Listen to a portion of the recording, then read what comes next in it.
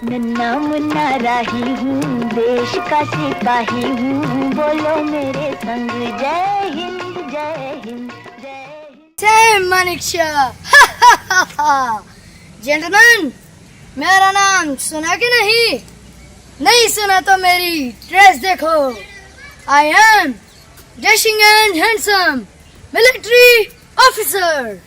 Sam Manekshaw वो नाम है जो 1947 के बंटवारे में, 1965 की जंग में और 1971 की वो हिंदुस्तान पाकिस्तान की यादगार लड़ाई की याद दिलाता है, जिसने पाकिस्तान को दो हिस्सों में तकसीम कर दिया था। और सैम मानेकशॉ भारतीय सेना के सबसे सफल अधिकारी के रूप में जाने जाते हैं। इतना काफी है तो सुनो मेरी पर्सनल लाइफ क्या थी। सुनो, मेरा नाम फ्रांसी जमशेदजी मानेकशॉ है। मेरा जन्म अमृतसर में 3 अप्रैल 1914 को हुआ। मेरे पिताजी एक काबिल डॉक्टर थे। मेरे पिताजी ने ब्रिटिश इंडियन आर्मी में एज ए कैप्टन काम किया था।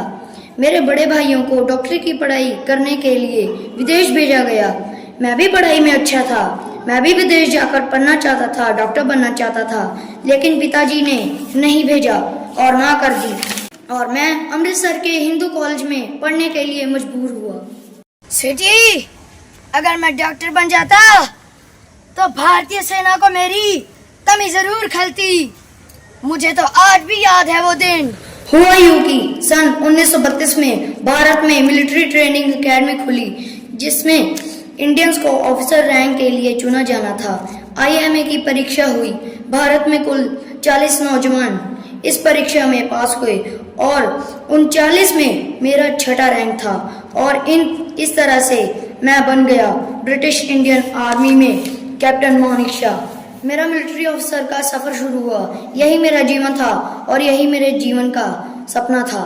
1942 की वर्ल्ड वॉर में ब्रिटिश इंडियन आर्मी में लड़ते हुए मुझे डबल प्रमोशन मिला और यहीं पे बर्मा की आर्मी से लड़ते हुए मेरे जिस्म में 9 गोलियां लगी।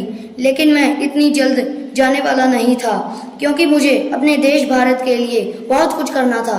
अगर मैं डॉक्टर बन जाता तो मैं एक आम सा डॉक्टर सैम बनकर रह जाता। ये लीडर भी अपने आप को सुप्रीमो समझने लगते हैं।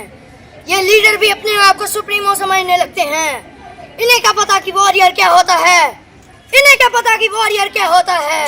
1947 में देश आजाद हुआ और मैंने अपने देश की इंडियन आर्मी को चुना।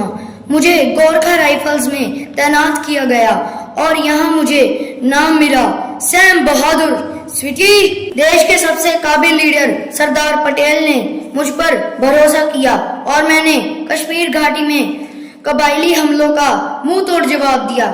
लेकिन देश के सभी लीडर पटेल जैसे नहीं थे, इसलिए 1962 में चीन के साथ युद्ध लड़ते हुए BM कॉल और कृष्ण मेनन के कारण इंडियन आर्मी को बैकफुट पे जाना पड़ा और फिर पंडित नेहरू को जरूरत पड़ी सैम की, यानी कि मेरी, और मैंने बुझ रही इंडियन आर्मी में नया जोश भरा। 1971 में भी यही हुआ। श्रीमती गांधी भी पाकिस्तान के साथ युद्ध में जल्दी करना चाहती थी। अपनी राजनीति के साथ आर्मी को चलाना चाहती थी, लेकिन मैं डटकर खड़ा रहा और उससे कहा कि स्वीटी, युद्ध वॉरियर्स का काम है, नेताओं का नहीं। मैं रिटायरमेंट को कुछ नहीं मानता स्वीटी। मैं कागजों पर तो रिटायर हो गया, लेकिन उसके बाद मैं 1973 को रिटायर तो हो गया, लेकिन मैं बना भारत का पहला फील्ड मार्शल, जिसका मतलब है कि वो मिलिट्री ऑफिसर जो कभी रिटायर नहीं होता।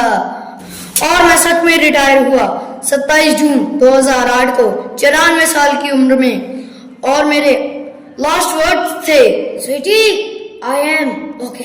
सुनो, सैम अब जा चुका है। सैम अब जा चुका है। देश के लिए बेस्ट रोल निभा चुका है। तुम भी अपने देश का सत्कार बनना, आदर बनना। हे स्वीटी, तुम भी अपने इंडिया का सैम बहादुर बनना। जय हिंद।